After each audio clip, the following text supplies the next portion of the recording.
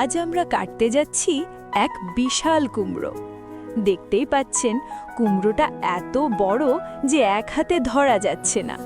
গ্রামের উঠোনে সবাই জড়ো হয়েছে এই কুমড়ো কাটার দৃশ্য দেখতে। প্রথমে কুমড়োটাকে ভালো করে ধুয়ে পরিষ্কার করা হলো, তারপর ধারালো বড় ছুরি হাতে নেওয়া হলো সাবধানে। একটু চাপ দিতেই কুমড়োর গায়ে ফাটল ধরতে শুরু করলো। ধীরে ধীরে জোর বাড়ানো হলো আর কুমড়োটা দুই ভাগে ভাগ হয়ে গেল।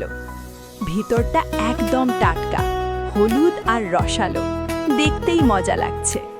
এখন বীজগুলো আলাদা করে রাখা হচ্ছে ভবিষ্যতে লাগানোর জন্য। কুমড়োর টুকরোগুলো কেটে রান্নার জন্য প্রস্তুত করা হচ্ছে।